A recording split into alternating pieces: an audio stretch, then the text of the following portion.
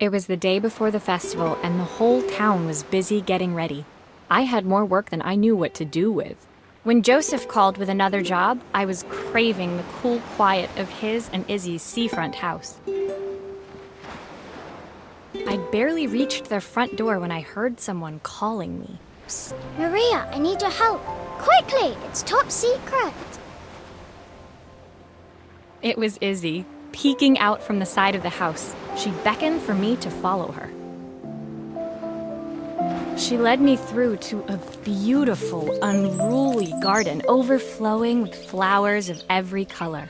Nestled among them was a playhouse, its doorway almost completely obscured by a towering rose bush. You have to squeeze past it and breathe in real small, like this.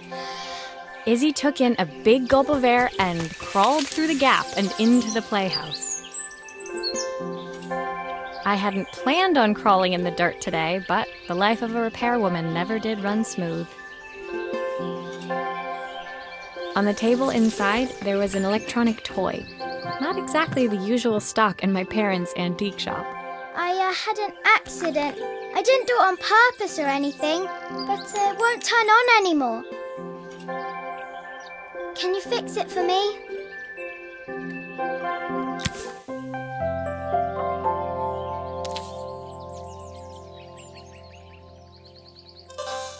Why does it sound so scary? It wasn't like that before.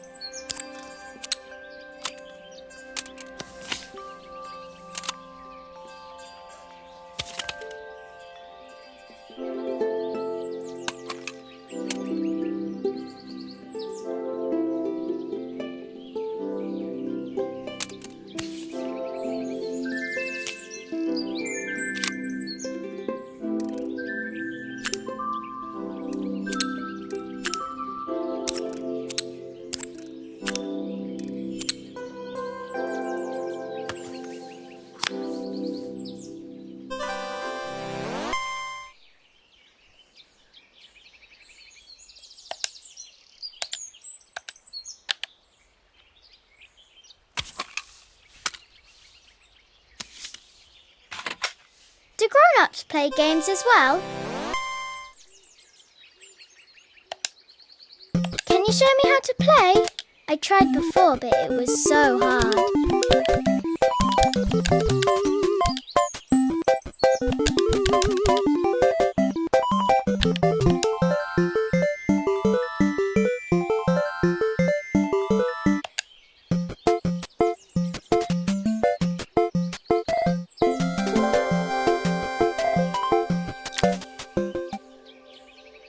her toy fixed, I watched Izzy retreat into its screen, taking refuge in a 3-inch world of her own.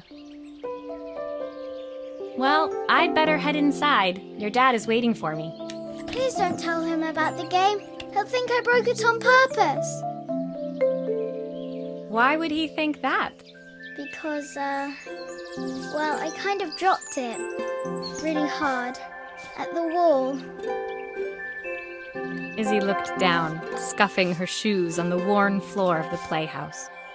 My dad said I have to go to the stupid festival tomorrow and put on a stupid dress, and I don't want to. All he cares about is working. He never wants to see me unless it's for his job. I'm not going. He can't make me. With that, Izzy dove back through the rosebush and disappeared into the wilds of the garden. She was so young. She couldn't be expected to see that her dad was struggling too. It made me think, had I really tried hard enough to understand my parents' point of view? I was so focused on the adventures ahead of me. Maybe I didn't care enough about leaving them behind.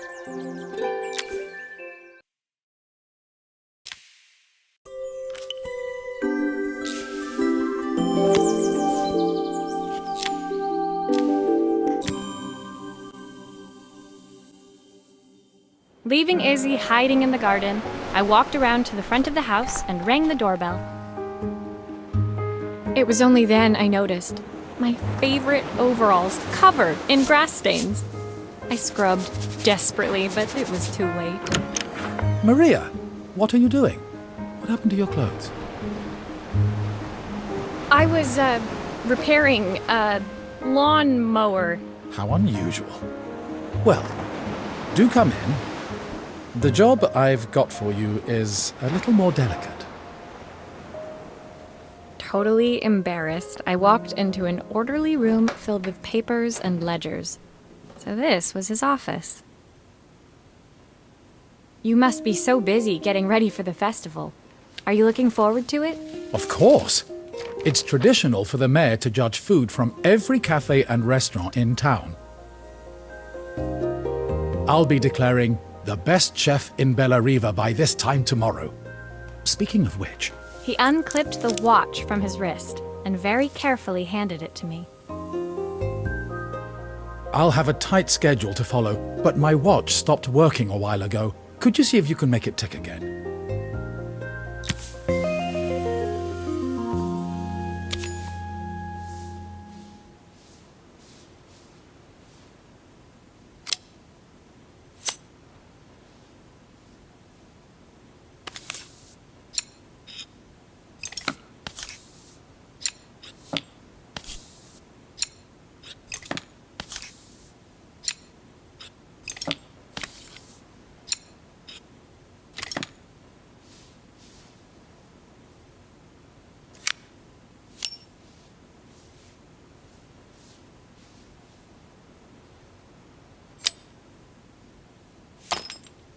The main plate has completely cracked. I'll need to replace it. The cogs look good, though. If I'm careful, I can reuse those.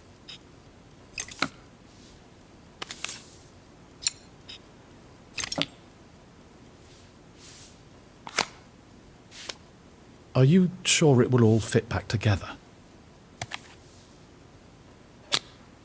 I've not gone a day without this watch since my wife gave it to me.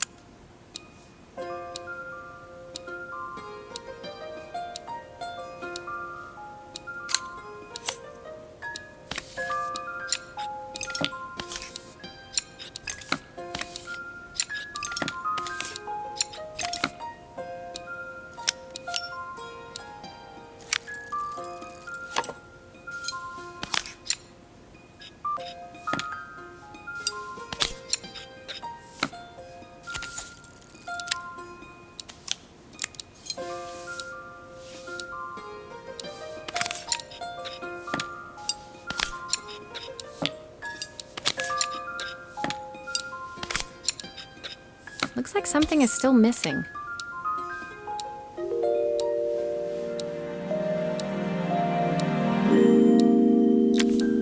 As I handed the watch back to Joseph, my fingers traced over the engraving on the back. I hoped fixing this was one small way I could help him move forward.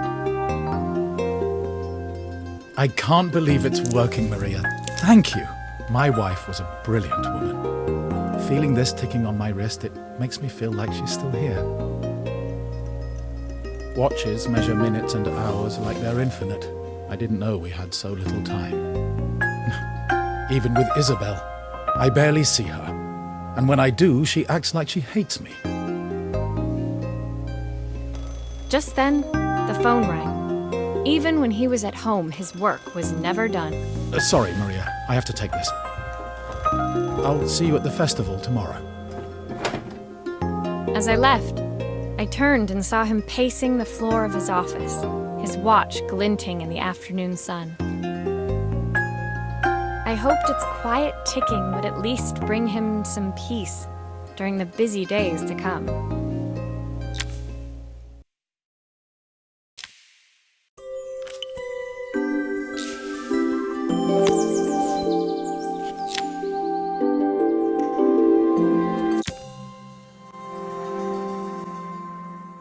When my last job of the day brought me to Carmen's apartment, the door was opened by someone I didn't expect to see.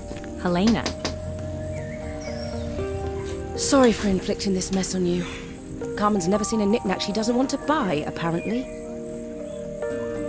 Carmen's apartment was a little chaotic, but totally charming. It was easy to imagine her living in a place like this. It definitely wasn't Helena's style.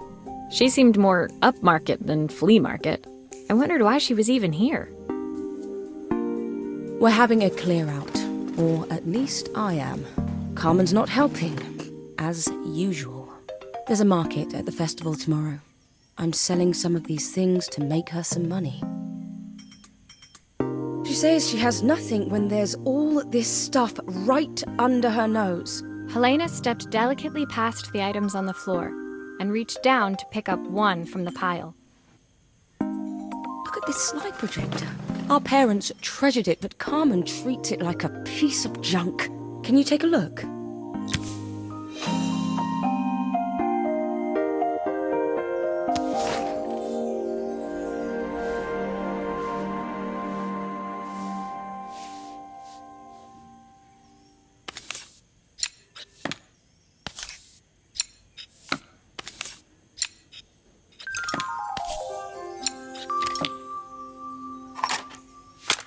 Oh, typical. Carmen's even managed to get a slide stuck in here.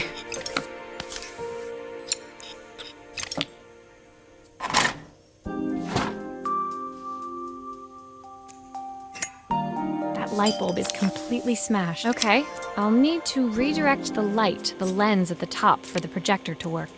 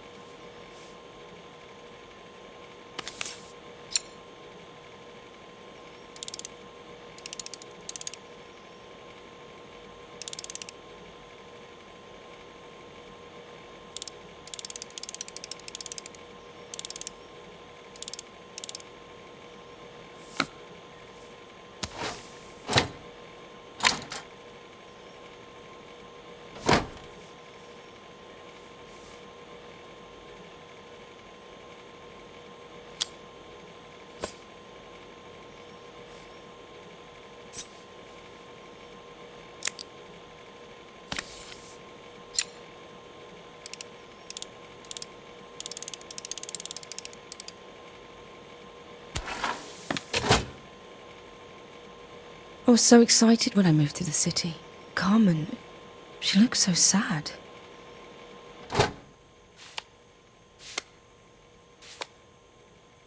Here's the clicker you'll need to attach. God knows how Carmen broke that as well.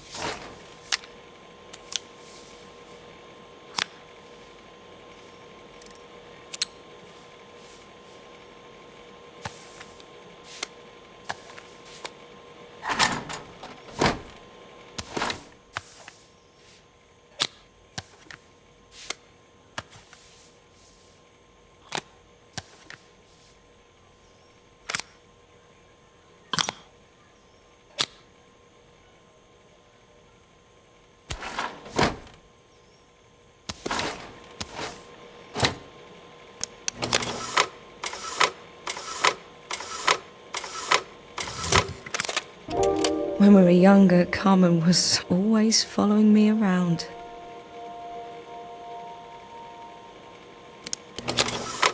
Still a few parts missing. I suppose she looked up to me. A cool older sister.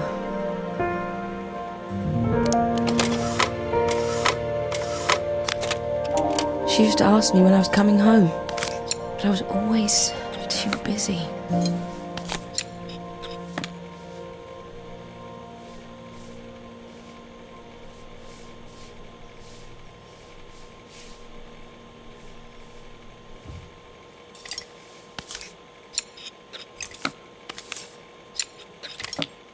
Still a few parts missing.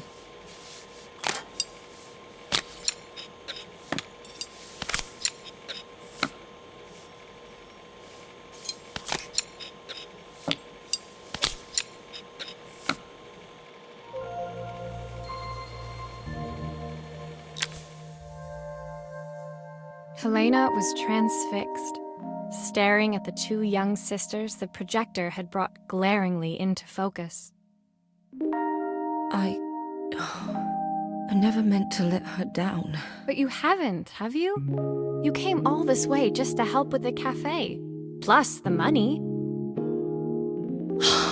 That's the problem. There is no money. I lost my job a few months ago.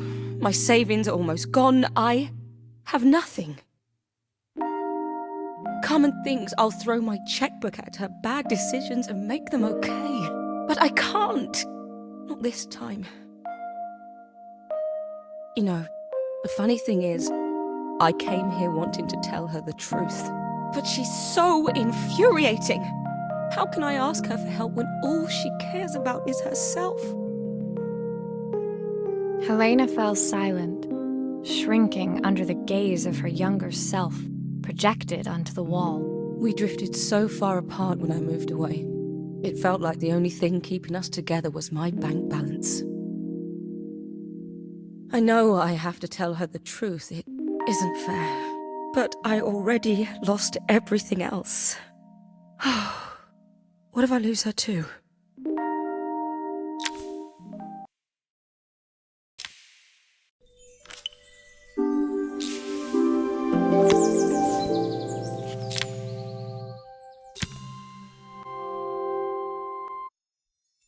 The day of the festival finally came, and after all my hard work, I was ready to put down my tools and pick up a fork. The smell as I entered the main square was incredible.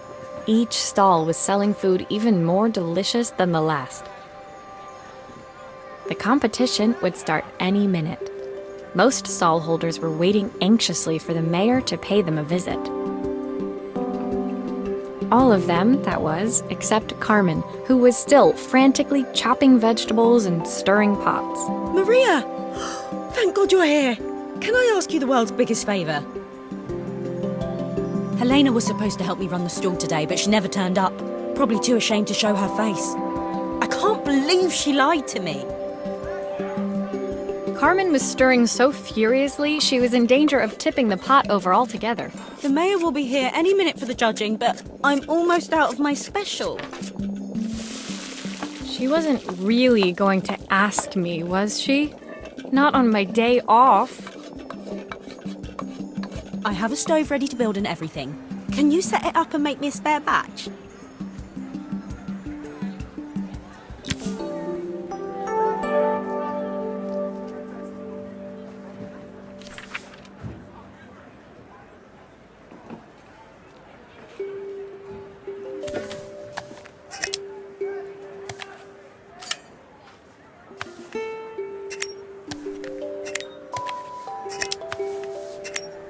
It all fits. Now to light the gas.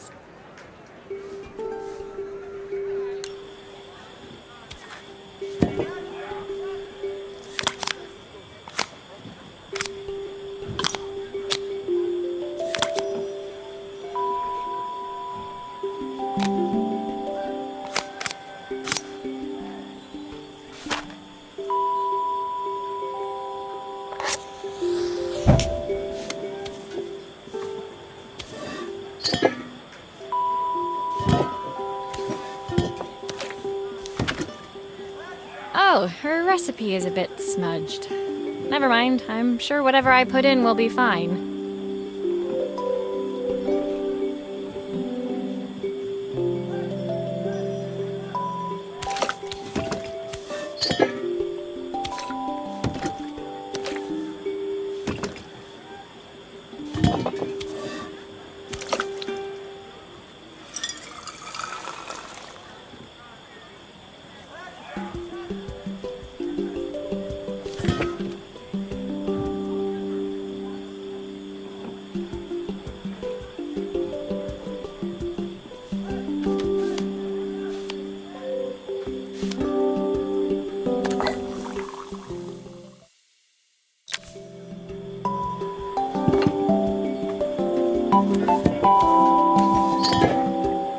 I think that pot is really boiling now. Smells great if I say so myself. Here are the ingredients that Carmen's given me. What to add first?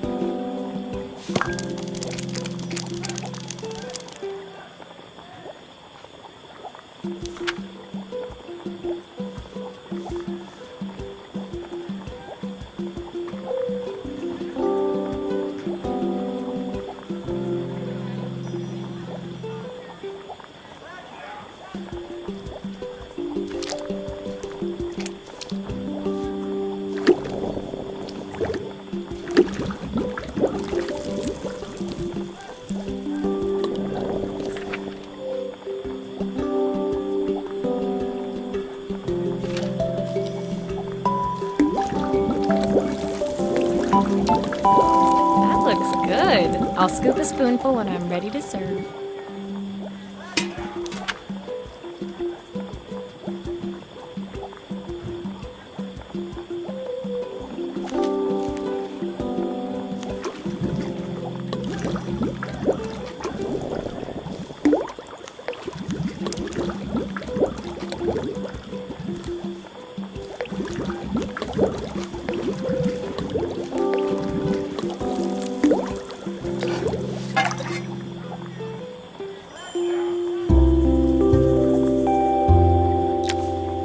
My part done, Carmen took over and added the finishing touches. It was just in time, and a moment later, Joseph arrived with Izzy in tow. Carmen anxiously handed them both a serving. That was so tasty. Can I have some more, please? Well, you've certainly earned yourself a loyal customer in my daughter. We have a few more meals to taste, but so far you are one of the best. Good luck. Joseph and Izzy looked so happy together. Maybe the festival was doing them some good after all. Carmen, on the other hand, seemed annoyed. But why, when it had all gone so well? I wish Helena was here to see this. She's so convinced I'll never succeed at anything. She wants what's best for you. She's just not very tactful about it. Yes, I know. Even when I was a kid, she pushed me when no one else did. I just wish she hadn't lied to me. But then, I've asked so much of her over the years. I never stopped to think how much she actually had to give.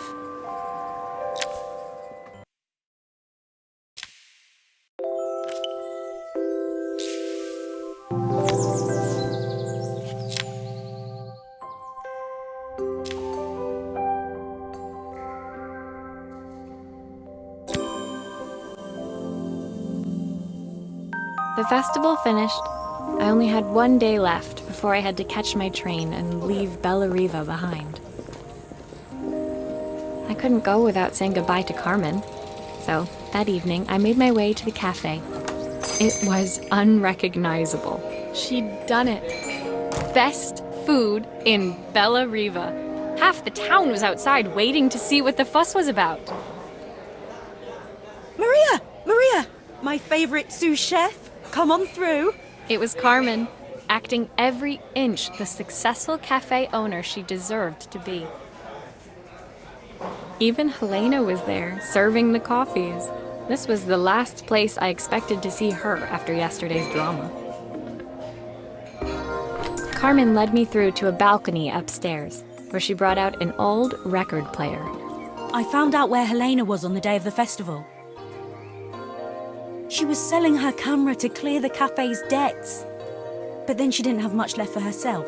So, I've asked her to come and stay with me for a while. We have a lot of catching up to do. I wanted to give her this, to cheer her up. We listened to it all the time when we were kids. Do you think it has one last tune in it?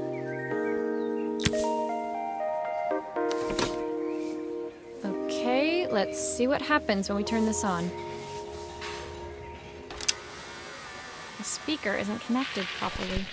I should check the wiring.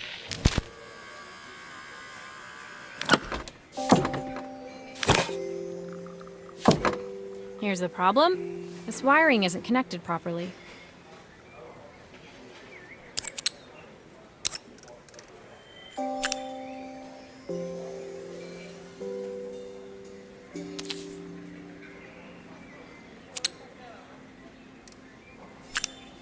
That's the speed dial connected. Now we should be able to change it.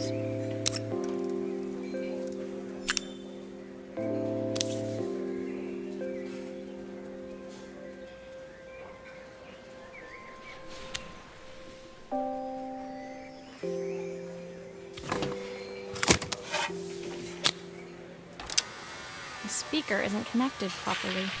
I should check the wiring.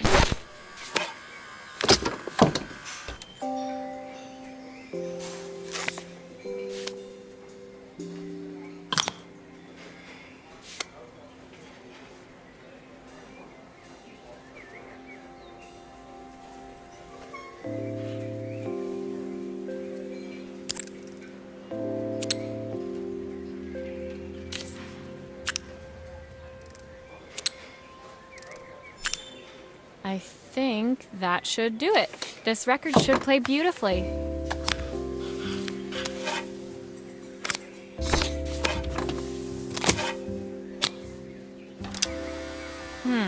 It's spinning the wrong way. How can I get it to play in the right direction? It must be to do with the motor. Let's see if one of these spares can turn things around.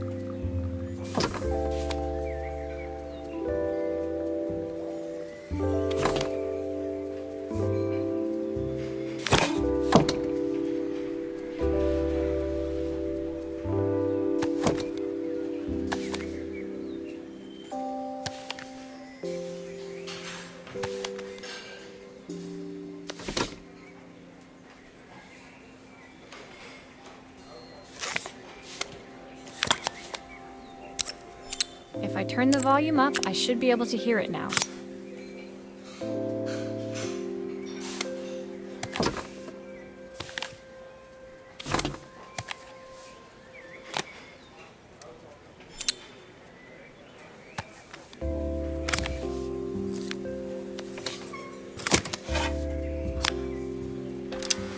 Well, it's playing in the right direction.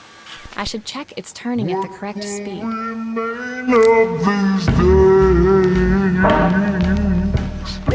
The sweetest words I've ever heard.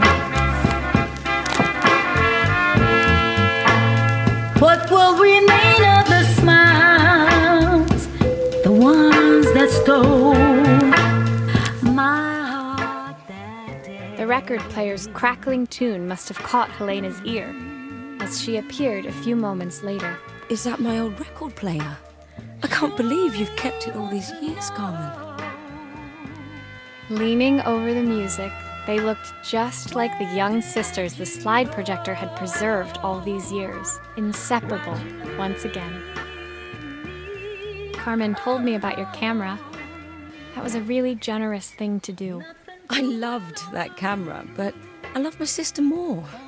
Now it's her time to be the person she wants to be.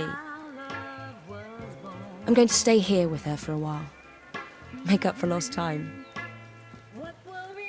Carmen and Helena's relationship wasn't suddenly going to be perfect, but they were both prepared to try.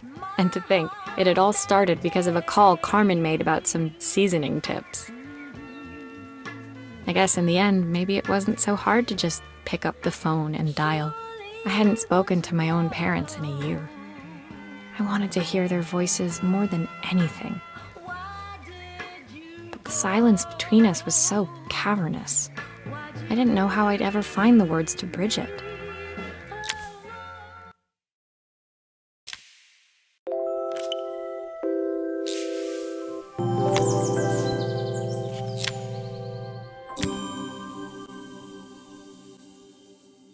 My final morning in Bella Riva, I received one last call out to Joseph and Izzy's house.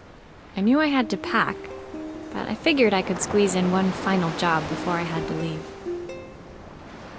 When I arrived, I found Joseph tidying up his wilderness of a garden. The playhouse was already cleared. Inside, I could see Izzy happily testing out her screw-driving skills on the back of her cassette deck. You've made quite the impression. Izzy, tells me she's going to be a repairwoman like Maria. I'm sure she could be anything she wanted if she put her mind to it. She could. She's a brilliant child. Spending the day with her at the festival, I haven't had so much fun in ages. I wanted to give her something before she starts to forget. Inside, the house was transformed, flooded with light and the sounds of the garden. It felt alive again. This would be my last repair in Bellariva, but it felt like it was the house that had really been restored. It's a music box. It used to play beautifully, but now when I wind it up, nothing happens. I'd love for Izzy to hear it sing again. Can you help?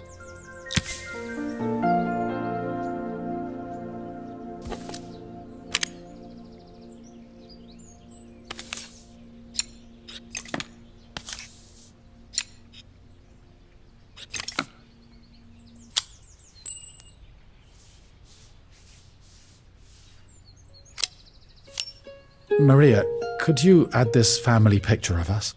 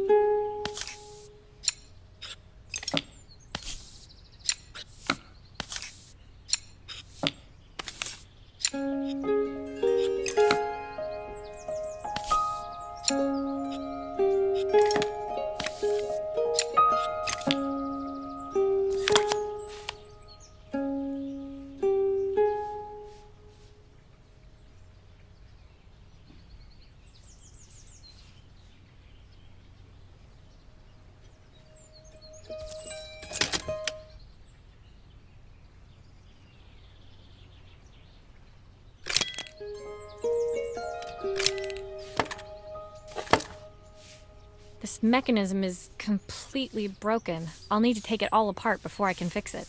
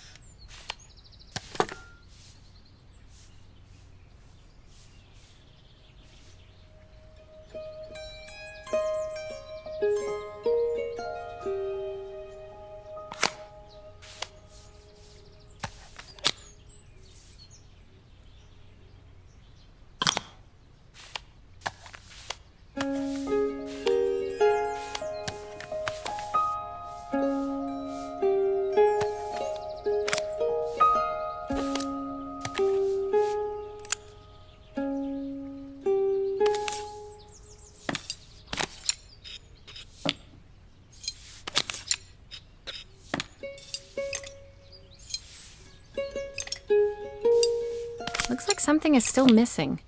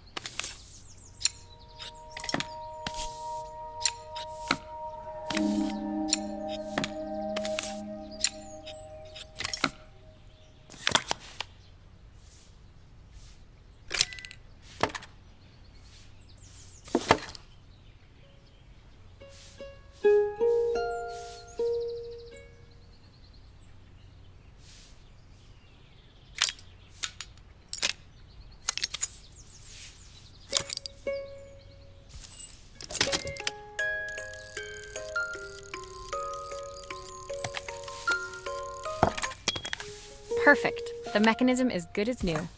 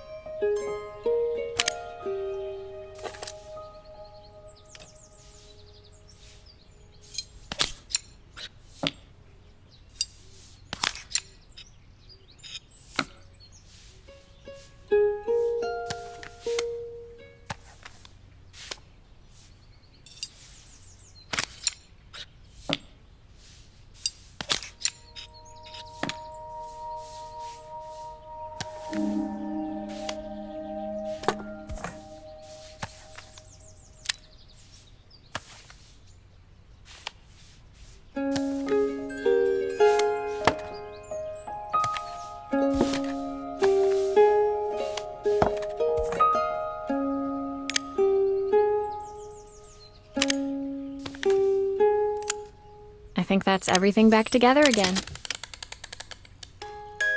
My wife used to sing this song to Izzy each night before bed, but I always worked too late to join them.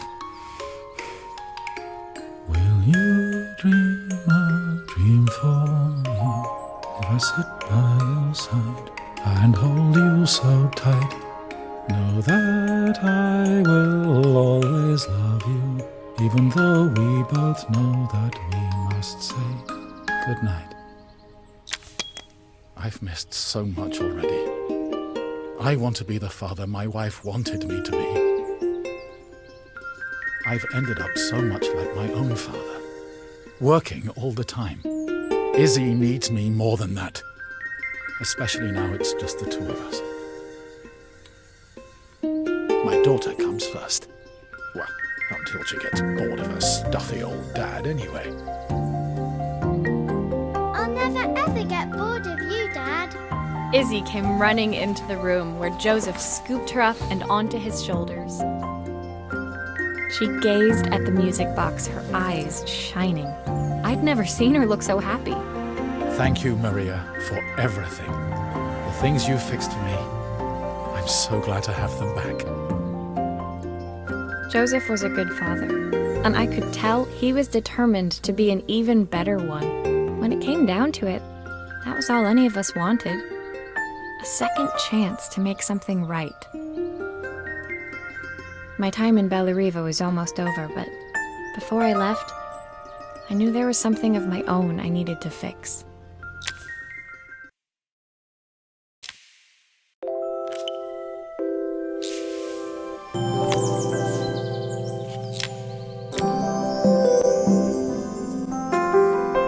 My time in Bellariva was almost at an end. Another chapter finished in a story whose ending I hadn't felt ready to write. The people I'd met, the items I'd restored, they'd taught me so much about what was really important. Pulling out my suitcase from beneath the bed, I remembered the day I stole it from my parents' shop, the day I left. Afterwards, I was too ashamed to call them, to apologize. It was a guilt I'd been carrying around every day since. As I packed, I knew that it was up to me to find a way to lighten the load.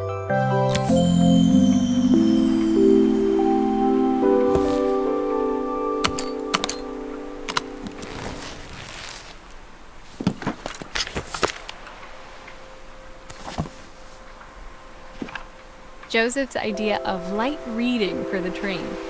It does look thorough.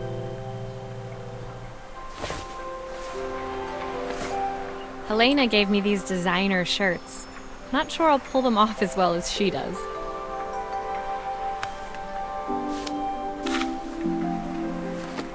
My parents would love Bellariva. Maybe I can convince them to make the trip. The recipe for Carmen's special.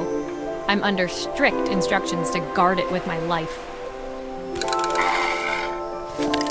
Izzy gave me this in exchange for my repair manual. She'll be a pro in no time. The soundtrack to my travels. I'll be listening to this on the journey.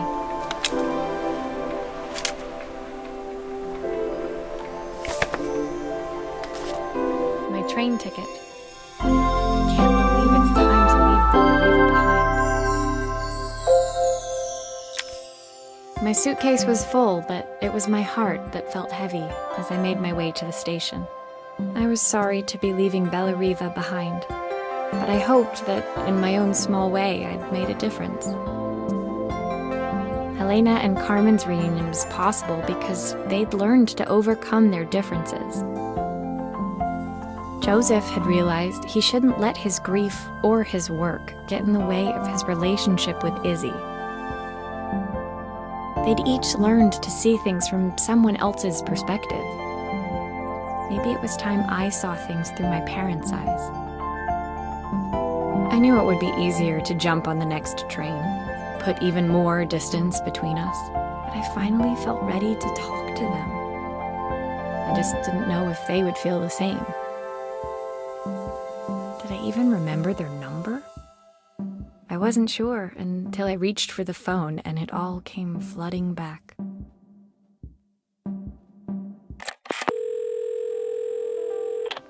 Mom? Dad? Maria? Is that you?